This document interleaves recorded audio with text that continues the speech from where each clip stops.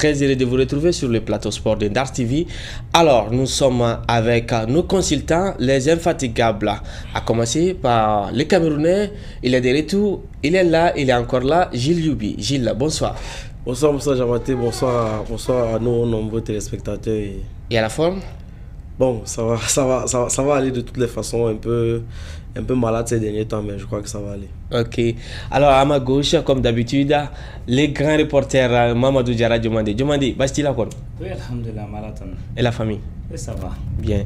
Alors, nous allons débattre avec vous et nos consultants les éliminatoires de la CAN 2025, Jeux Olympiques Paris 2024. Je pense que Mamadou Diomandé a déjà toute l'actualité sur ça. Et les demi-finales Euro et Copa América. Gilles Youbi, vous avez suivi le match Colombie-Uruguay hier soir, je pense, peut-être.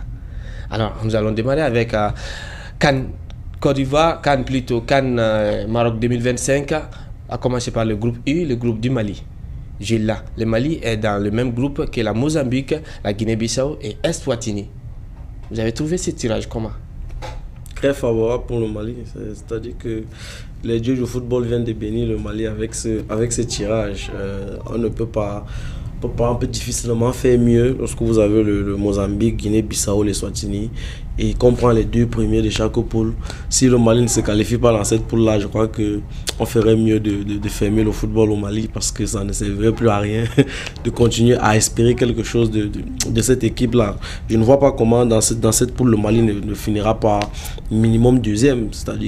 Et si le Mali finit deuxième, ce sera un échec pour le Mali. Donc, comme je le dis, les dieux du football viennent de bénir le Mali avec ce groupe-là. Mais le football, ce n'est pas que sur le terrain, c'est aussi en dehors du terrain. Et malheureusement, pour le moment, il n'y a pas une très grande sérénité au sein entre la fédération. Justement, j'allais en venir dans le problème qui est en train de se dérouler actuellement entre la fédération malienne et les joueurs. Bon, je pense que la fédération est en train de, si vous voulez mon avis, est en train un peu d'exagérer le problème parce qu'en fait, les joueurs se sont plaints du traitement qui leur a été réservé lors du dernier match, lors de leur déplacement, je crois que c'était en Afrique du Sud. Oui, contre Madagascar. Contre Madagascar. Ils sont passés par beaucoup d'épreuves. Ils sont arrivés à moins 24 ou à moins 24 du match face au... Et vous savez, avec la distance et tout ça. Donc, du coup, ils ont raison de se plaindre, mais est-ce qu'ils sont bien pleins? C'est-à-dire que est-ce qu'ils n'ont pas exagéré la façon de se plaindre? Moi, je pense honnêtement que voir aussi le classement des aigles lors des éliminatoires de la Coupe du Monde, c'est un peu surprenant.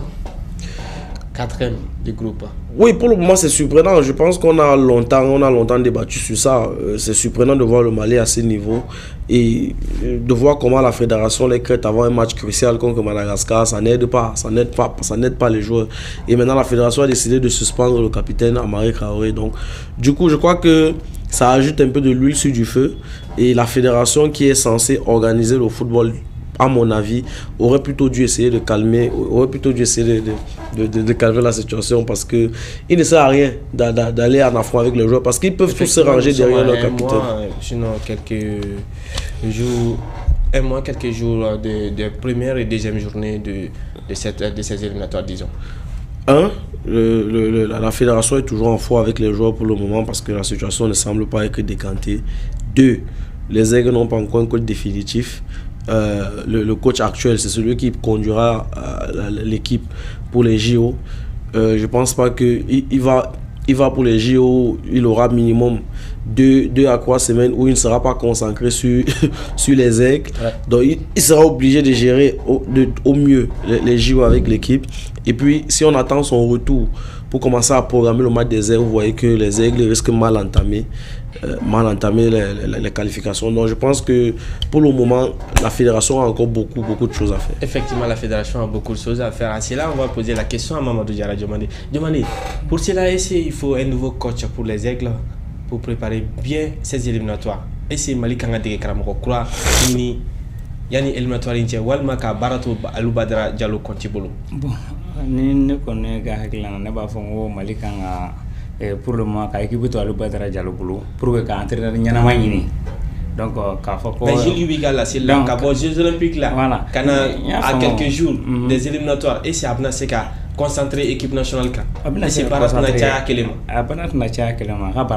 mon année a été mon ami a fait alors Badara Diallo compter durant Mali balontana avec joueur don donc joueur minimum joueur minimum forme na ba bedon aya étant avec joueur olympique là donc Allah na joueur minimum forme na adandra avec disiken donc aba ka entraînement damna no bolo te problème mais je ko yoro do fami fa ka répondre yoro ka doni mi fédération ara le ko fédération ga sanction ka ajugara don ne bolo ma juga parce que et folo la adamaden ni i ka ɲɛmɔgɔ y'i bila yɔrɔ min na i kan ka dan yen de fɔlɔ la amari bɔra o ye lettre dɔ ci bɔlɔlɔ sanfɛ donc min ye fédération ko kana to ka u ka sokɔnɔminɛn kɛ kɛnɛmaminɛn i n'a fɔ bamananw b'a fɔ cogo min na ko fani nɔgɔ olu bɛ ko so kɔnɔ n'est-ce pas donc o de kama a tila ka filanan bila donc o b'a yira k'a fɔ a ma fédération bonya sur ko o ka condition na ko voyage la donc depuis Eric nana fo kana bila bila an y'a ye k'a fɔ ni voyage laban in tɛ Mali ma deli ka taa retard la voyage foyi la fɔlɔ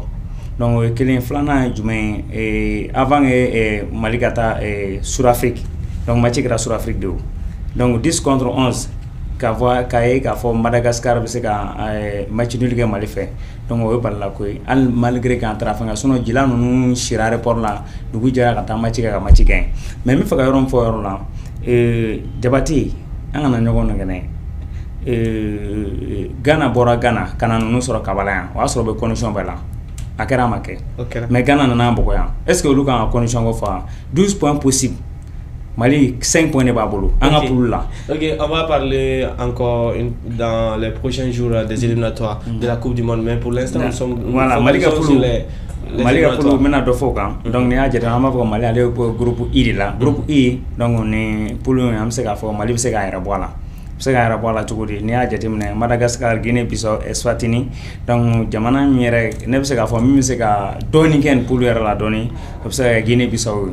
Parce que Guinée-Bissau allait avec Kane parce que Damadoke am se ka fa Damadoke par rapport à ni équipe tonne donc on va ira ka fo nega hakilana Mali allait faire be sanfɛ ni tonne mais malgré tout ça là ballon-tan do diɲɛ kɔnɔ jamana den tɛ bibi na ballon-tan na justement voilà mais donc fɛn min bɛ dépend Mali bɛna se ka compétition aborder cogo min na donc ni Mali sera ka premier match gagner donc a bɛ confiance sɔrɔ donc tournoi tɔ la comme on a premier il y a photo am na ka premier match gagner premier journée aller deuxième journée au match blalen no kasi septembre kalo clé fla fo ka sa clé tama donc oui la première et la deuxième journée sont programmées du 2 jusqu'au 10 septembre. Votre pays, Cameroun, est logé dans le groupe J avec Namibie, le Kenya et les Zimbabwe. Comment est-ce que vous trouvez ces groupes au Cameroun? Bon, c'est favorable. Oui, bon, favorable parce que c'est pas, avec tout le respect que j'ai pour ces nations-là, la Namibie, le Kenya, le Zimbabwe, c'est pas des fougues de guerre, mais c'est des pays qui ont déjà participé à quelques coupes d'Afrique quand même, donc c'est pas des pays à négliger. Et c'est souvent ces genres de pays là qui posent beaucoup de difficultés au Cameroun. Donc ouais, justement, Cameroun a eu pas mal de problèmes à se qualifier lors de la dernière Coupe d'Afrique des Nations. Donc même si ça reste des nations abordables, ça reste quand même une poule où le Cameroun devra faire attention, mais je n'ai aucune inquiétude sur le fait que le Cameroun va se qualifier. Et parlez-nous un peu du problème qui se tient au sein de la Fédération camerounaise de football, Samuel Eto'o et son nouveau sélectionneur. Pour en parler, il faut remonter un peu plus, il faut remonter très loin. Ça remonte à la dernière Coupe d'Afrique des Nations qui s'est disputée au Cameroun, ouais. Où le Cameroun a été éliminé en demi-finale. Et le ministre des Sports, à l'époque, avait été convié sur la chaîne nationale pour faire une sorte de bilan de la Coupe d'Afrique, de la participation des Lions. Ouais. Et on lui avait demandé à ce moment-là si ou non on allait renouveler le contrat du coach portugais de l'époque, Conceição. Ouais. Et il avait dit qu'il ne voit pas pourquoi il faut résilier son contrat parce que il est arrivé en demi-finale, on a fini 3e de la Coupe d'Afrique des Nations. Et Samuel Eto'o, en fait, la FECAFOOT, donc Samuel Eto'o avait écrit au ministre pour lui rappeler que en fait c'est à la FECAFOOT de nommer le coach, donc de décider si ou non on va résilier le contrat du coach. Donc quelques temps après, la présidence de la République avait informé le ministre que finalement, le coach qui avait été proposé par la FECAFOOT, donc Rigobert Song et son staff, proposé par la FECAFOOT, avait été accepté par le président de la République. Et donc, que le ministre devait tout faire pour faciliter, et la signature de leur contrat et leur travail. Donc, le ministre qui avait auparavant dit qu'il ne va pas résilier le contrat de Conceição a été obligé d'accepter Rigobert Song comme sélectionneur. Donc, après la prestation de Rigobert Song et des Lions Indomptables à la dernière CAN en Côte d'Ivoire, le président de la République avait tenu un discours le 10 février. Il faut savoir que chaque 10 février, le président s'exprime parce que le 11 février au Cameroun, c'est la fête de la jeunesse. Et donc le 10 février, il parle à la jeunesse. Et le 10 février, donc, le président de la République avait dit qu'il est autant déçu que les jeunes et qu'il a donné des instructions au ministre des Sports pour inverser les choses. Donc, quelques temps après, le ministre des Sports a entrepris les démarches pour nommer un coach. Il avait... Pardon. Si je comprends très bien, au Cameroun, c'est le ministre des Sports qui désigne le coach et non la FECAFOOT. C'est très compliqué. Honnêtement, je ne saurais répondre à votre question parce que c'est une chimie très compliquée, mais... Généralement, généralement, la personne qui décide de qui est le coach, c'est le président de la République. Généralement. Parce que même pour le cas Rigobert Song, parce qu'il faut qu'on revienne, même pour le cas Rigobert Song, c'est le président de la République qui avait donné son accord pour qu'on puisse signer son contrat. Donc la FECAFOOT n'avait fait que proposer. Et puis le président de la République avait donné son accord via son secrétaire. Hein. C'est le secrétaire qui avait dit au ministre que le président a marqué son accord pour la signature. Donc après, le ministre avait demandé à la FECAFOOT, bon, d'après ce qui est dit, de formuler des propositions. Et la FECAFOOT avait envoyé une shortlist avec Hervé Renard, avec l'ancien coach du Nigeria et je crois Cannavaro, l'italien. Ouais. Et finalement, on ne sait pas comment, et le ministre a sorti de son chapeau Marc Brice. Et quand le ministre a nommé Marc Brice et le reste du staff, et évidemment, la FECAFOOT a rappelé au ministère que c'est à la FECAFOOT de nommer le coach. Et une fois de plus encore, la présidence de la République, par le secrétaire général toujours, a dit qu'ils sont d'accord avec la nomination du staff, dont de Marc Brice et autres. Et donc, Samuel Eto'o, le comité exécutif de la FECAFOOT, quelques temps après, avait donné 72 à Samuel Eto'o pour nommer un sélectionneur. Donc après plusieurs réunions, Samuel Eto'o avait finalement nommé Marc Brice. Mais cette fois-ci, il avait nommé Marc Brice et d'autres adjoints. Pas ceux du ministère. J'espère qu'on se comprend. Et donc voilà où le bras de fer commence. Le ministre a un staff technique. La FECAFOOT a son staff technique. Avec à la tête le même coach, Marc Brice. Donc Marc Brice est convoqué à une première réunion à la FECAFOOT. Il y va avec le reste de son staff, mais il est reçu par le secrétaire de la FECAFOOT. Le président n'était pas là, il était absent. Et Marc Brice est convoqué pour une seconde réunion. Et cette fois-ci, le président de la FECAFOOT était là. Et Marc Brice s'est fait accompagner par un conseiller technique du ministère des Sports qui dit avoir été envoyé par le ministre. Donc il y a eu tout ce que les gens ont vu sur les réseaux sociaux. Il y a eu une grande brouille entre ces deux-là. Et puis après, quand le conseiller technique, c'est-à-dire l'émissaire du ministre, a été renvoyé de la FECAFOOT, Samuel Eto'o et le coach ont eu tout ce que vous avez vu là. Donc finalement, il y a eu 2 jours plus tard une accalmie. Bon, certaines informations disent qu'il y a eu une réunion à la présidence où on avait demandé à Samuel Eto'o d'accepter Marc Brice, et son staff. Pas et son staff, d'accepter Marc Brice, mais on avait demandé au ministre à son tour d'accepter le staff de Samuel de la FECAFOOT. Donc la FECAFOOT a sorti dans la nuit dans cette nuit-là, parce qu'il y a eu une conférence de presse où il y a eu, je crois que vous l'avez vu, où il y a eu Marc Brice, un émissaire du ministère.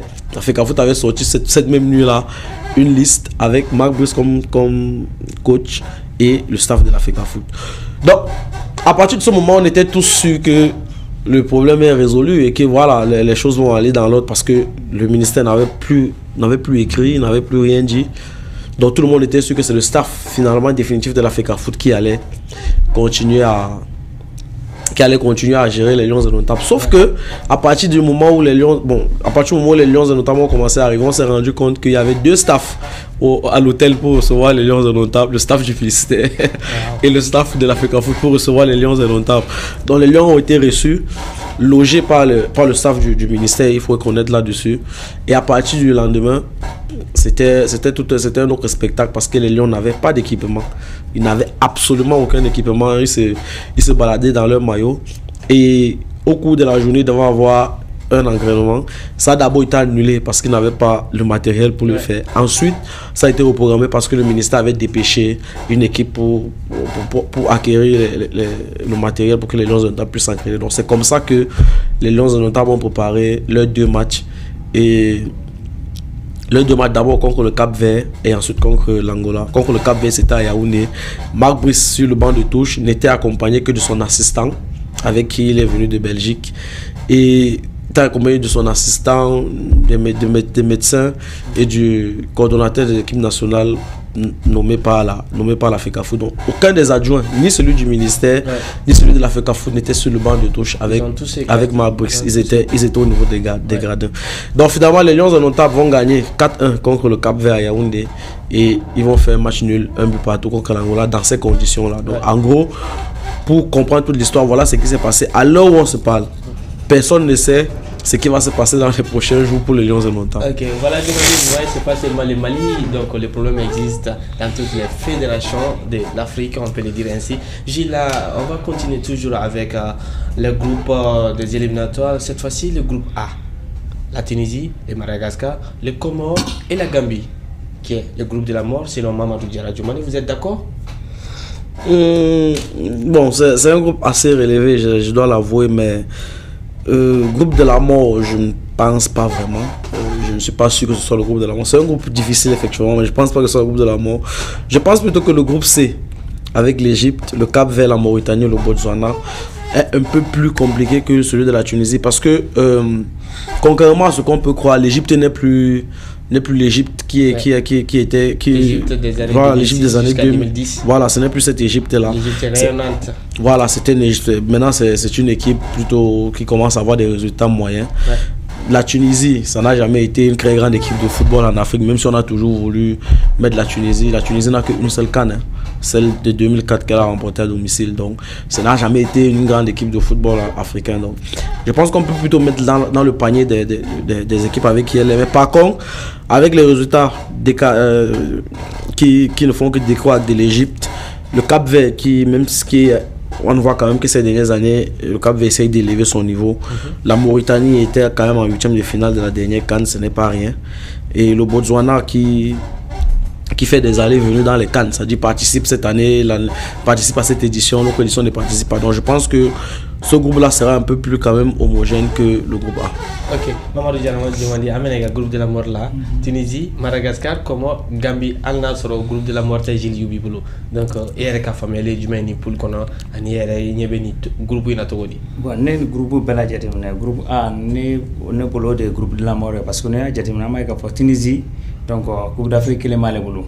Donc Madagascar donc jamanam do bibina donata puna ko amay ka fo ba volontan avec Yakubaya donc avec développer donc sando guntimna amay ka fo Madagascar on to ko fo pandana mais ça no on na Coupe d'Afrique fem nuke bayay donc ça veut dire que équipe mundo donc ibi koloshala donc ay ren malibe pour kelna donc déjà o bañere donc o bayra ka fo équipe mundo équipe den fengé équipe mundo équipe be kana donc be kan koloshala e Comores fene beti Comores fene donc am sika falé de deuxième en pour là kana timne ko fe Comores de deuxième donc o bayra ka fo équipe pour ya jalendo Gambie fene aya ka fo kan timne na kanim kara kono war ko fe donc Gambie ale dulam ta be ma pour la mort là mais malgré tout ça là donc aya aka kan flabo sano Gambie baga yere ko sebe donc aya ka mo am sika fo o ka mayo muye donc ni ako jama ka fo ni pour la bonne bolo ni pour la mort bon ni équipe jamana nani ni jamana nani bebsi gatimi abe anani bebsi gatimi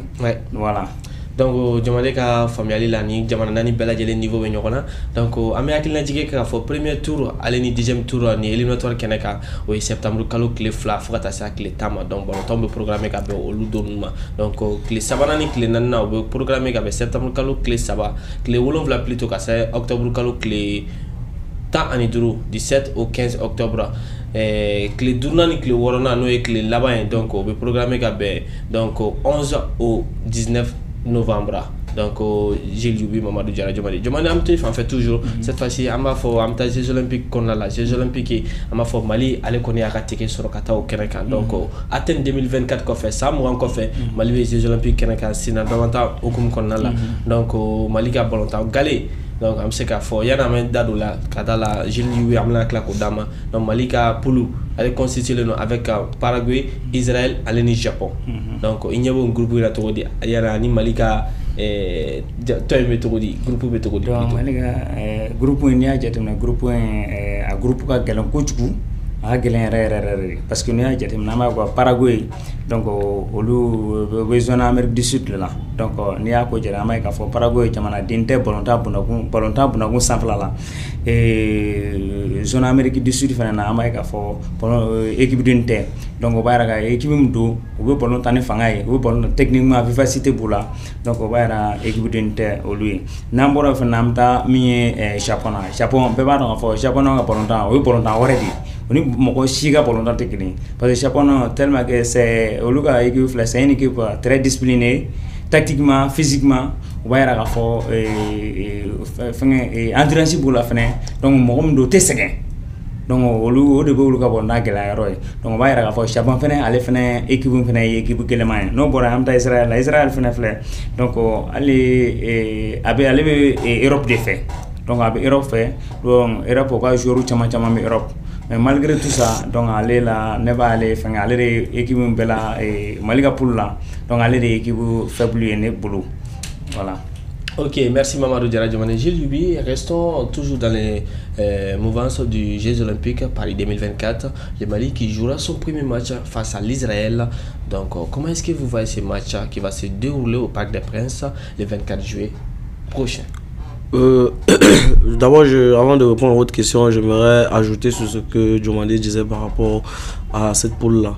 Ouais. Le Paraguay travaille très bien avec ses jeunes. Ouais. Il y a une information même que j'ai envie de donner ici, c'est que au Paraguay, tous les clubs sont obligés de donner des minutes de jeu aux jeunes. Et si les clubs ne le font pas, ils sont sanctionnés. Donc vous voyez que c'est un pays qui essaye de travailler avec ses jeunes. Ouais. Donc c'est pour ça que ça va être très compliqué, très difficile pour le Mali, mais pas impossible hein, de battre cette équipe du Paraguay. Et puis si vous voyez les derniers résultats du Japon dans les différentes compétitions, que ce soit continentales, que ce soit en Coupe du Monde, vous voyez que ils ne prennent pas des binationaux, c'est des Japonais qui jouent pour le Japon. Il y a très peu de binationaux qui jouent pour le Japon, c'est des Japonais qui jouent pour le Japon. Donc ça veut dire qu'il y a une structure, il y a un travail de fond qui se fait et généralement c'est avec les jeunes qu'on travaille et puis on essaye de progresser. Donc maintenant, je crois... Le match contre l'Israël, le 24 juillet au Parc des Princes. Bon, c'est peut-être le match le plus abordable pour le Mali dans cette poule. Et ça tombe bien que ce soit le premier match. Ça va permettre au Mali... Le Mali devrait s'assurer de gagner ce match-là. Et en le gagnant, ça donne de la confiance et ça permet d'aborder les deux autres matchs avec beaucoup plus de sérénité. Ok, et à l'heure qui nous échappe, j'ai lu bien, on reste toujours en Europe cette fois-ci, Euro 2024 en Allemagne. L'Espagne qui a battu la France 2-1 lors du premier demi-finale. Vous l'avez prédit, l'autre jour, l'Espagne partait largement favori devant la France qui n'arrivait même pas à marquer le moindre but dans ces tournois, hormis le pénalty de Kylian Mbappé l'autre jour. Et 2 contre son camp. Oui, je vous l'avais dit en privé. Oui. Je vous avais dit en privé que l'Espagne part largement favori contre la France et c'était bien normal. La France, depuis le début de cette compétition, a quand même joué l'Italie. La Croatie, bon, le Portugal. Non, l'Espagne n'a pas joué le Portugal, c'est la France qui a joué le Portugal. La France. Donc, en fait, je voulais simplement dire que l'Espagne a quand même joué des gros morceaux de cette compétition. L'Allemagne, l'Italie, la Croatie, ce sont des grandes nations du foot, bon, ce sont de bonnes nations de football européen. Pas européen seulement, même international. Bon, soit. Mais l'Espagne, chaque fois, a su dominer tous ces matchs-là et gagner. Donc, ça veut dire que l'Espagne, dans cette demi-finale, avait plus de certitude que la France. La France a marqué, avant cette demi-finale, n'avait marqué que 3 buts, 1 sur penalty, et les 2 autres buts c'était contre les adversaires marqués dans leur propre goal. Ouais. Donc vous voyez que finalement l'Espagne vient avec plus de certitude. Donc l'Espagne contre la France, je n'avais aucun doute sur le fait que l'Espagne allait gagner son match. Et on a vu comment l'Espagne a maîtrisé son match, même si la France a eu des occasions ça et là, mais globalement, l'Espagne mérite sa qualification. Et l'autre demi-finale qui s'est jouée hier soir, le Pays-Bas a été battu par l'Angleterre à la dernière minute par le jeune anglais.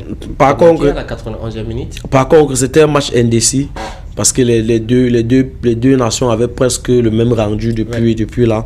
Donc c'était un match indécis. Je pense que c'est celui qui avait le plus de creep qui allait gagner ce match. Et on a vu que c'est l'Angleterre qui voulait le plus la victoire. Et l'Angleterre a su aller chercher cette victoire à la dernière minute. Mais j'aimerais plutôt souligner le fait que c'est quand même la deuxième finale en 2 éditions de l'Angleterre. Donc ça veut dire qu'il faut faire énormément attention à cette équipe qui arrive avec un esprit de revanche. Mais comment est-ce que vous voyez cette finale Espagne-Angleterre le dimanche? Bon, une finale où l'Espagne aura certainement le ballon. Comme d'habitude, aura forcément la possession. Mais maintenant, après, je pense que l'Angleterre va jouer à fond toutes les occasions qu'elle aura. Et quand vous avez dans votre équipe quand même des joueurs comme Phil Foden, comme Jude Bellingham, comme Harry Kane, comme Bukayo Saka, qui peuvent à n'importe quel moment et à n'importe quel endroit du stade vous mettre une frappe qui vient de nulle part. Je pense que ce sera une finale très plaisante à voir.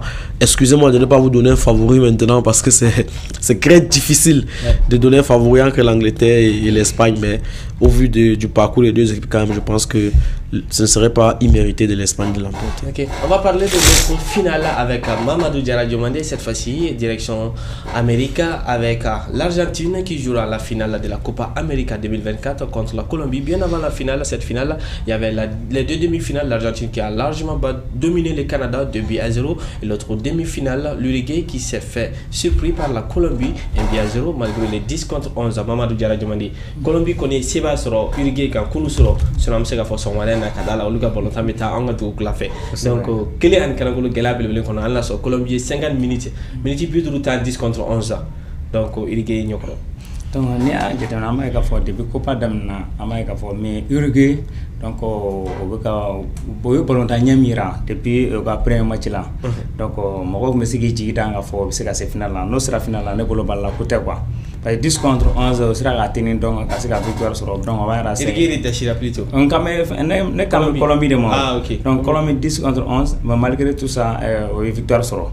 Donc on va ra fo équipe ndo donc fombo ko sebe donc fombe mi collectivité fanabe donc à l'université de l'équipe là donc on va y au bas mérité nous au sera final on va mériter donc demi-finale togondo Argentine les seba sur le Canada kan fla an kanangolo Lionel Messi na ka cedon ni ka final fla ka sans fla ka tuno la Copa América keneka et Argentine et Canada bo ne bolo bal na côté parce que nous ko pour longtemps que tu ko la ba donc c'est football kelunte donc sans damado na depuis avant Argentine ka kubuta coup de monta donc ay ka fo Argentine ko mo gayel ko so parce que dimsen équipe corona don quoi donc ay say ka nan dimsen fitin do chala pour que équipe se ka reconstituer comme na donc anyabo la équipe reconstituera donc anyabo au résultat la bi donc be kon ma donc fo mi Argentine ale ko grini mi Canada mais ni re final jatimne donc ni final jatimna may ka fo final là donc ne bolo ko Argentine favori